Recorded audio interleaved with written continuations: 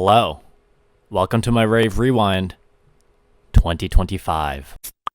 I do this beginning of every year. This is my annual 2-part series where I recap all of the shows and festivals I have gone to. The topic of part 1 is money.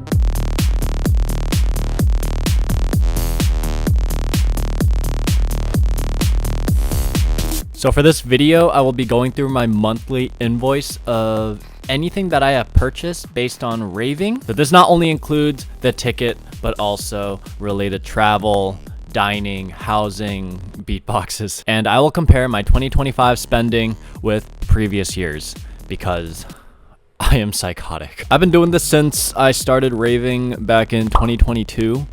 And what you see each year, I am spending more. I wonder, is it the economy? And then just as quickly, I say no, I'm just spending more. So last year around this time, my goals were to spend less. So let's see if I achieved that. My goal was also to buy less drinks because they're so expensive and also unnecessary. It's so fun. Anyways, here is how much I spent on raves in 2025. This video is also known as my dad's least favorite video of the year. So starting with January.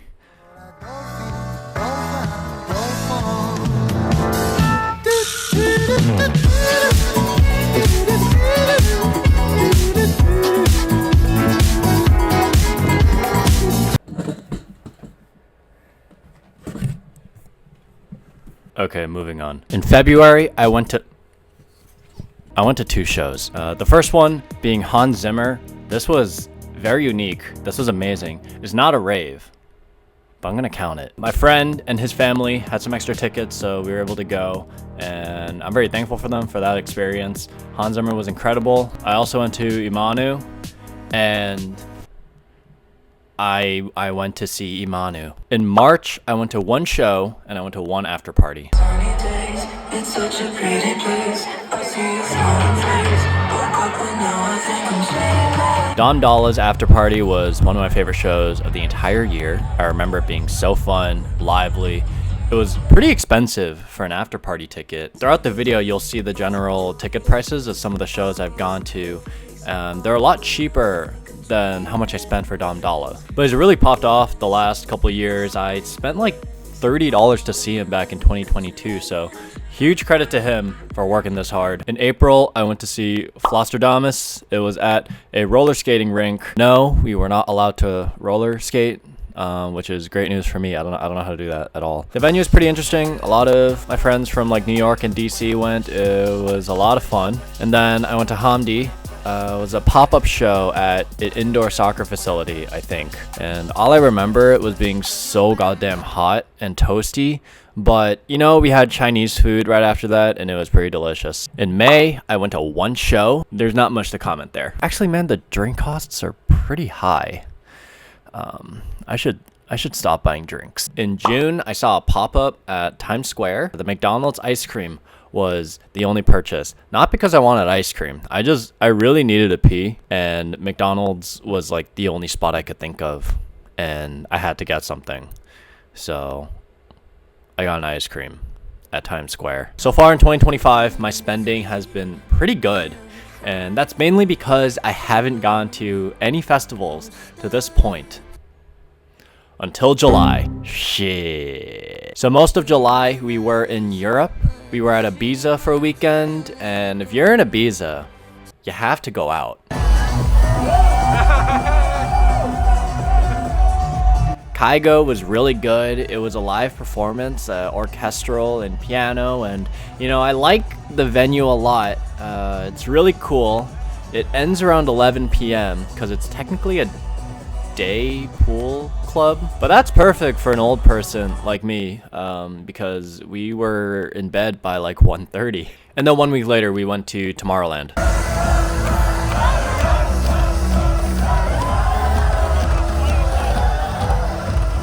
This was easily one of the most expensive festivals I have gone to. Surprisingly, it was actually just a little cheaper than Electric Forest when I went last year. And Tomorrowland was worth every single penny. The hotel package I got, the amenities, the experience. I can't say enough great things about Tomorrowland, and I also can't wait to go back. So 2 weeks after we got back from Tomorrowland, we went to Elements.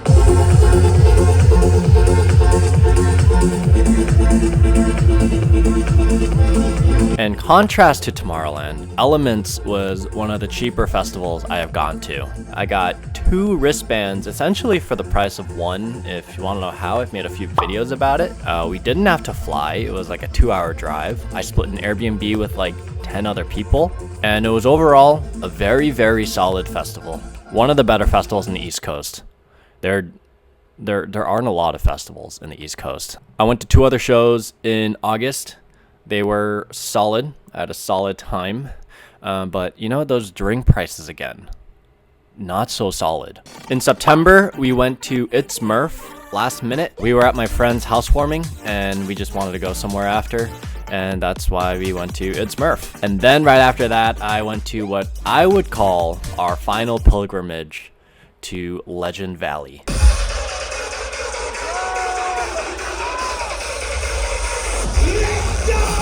And Lost Lands, as always, doesn't miss. It was an amazing time. There was no drought this year, so they brought back everything, the fireworks, the pyro, they kept the drones. And every year, Excision pumps in so much money into improving the production and the fan experience, and it really shows with the increasing crowd turnout. It's becoming a lot more mainstream. I fully expect Lost Lands to become more and more expensive as they continue to improve the festival and drive up demand. Lost Lands on your bucket list? You should get your tickets like 2 weeks ago. In October, we went to Disco Lines under an interstate bridge, and he was pretty good. I had a great time. Feels like the cost of 2 tickets and a very discounted Uber cost. I thought it was fairly priced for that night.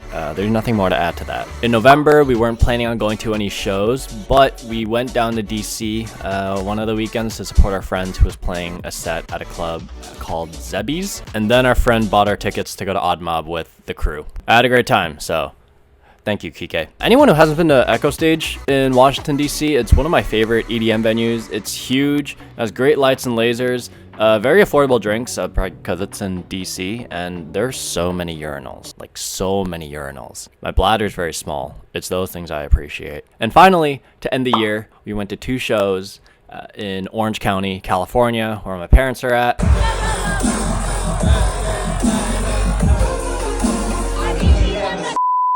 As in, I was home for the holidays, so I went to shows there, not because my parents wanted to go. That would never happen. I've never been to a club in the LA, Southern California area, despite having kind of lived there since 2014. So pretty cool to kind of cross that off my bucket list, if I ever had a bucket list. Blast, actually, I would not even consider that a show. That felt more like a gathering. Blast came on well after the New Year's countdown.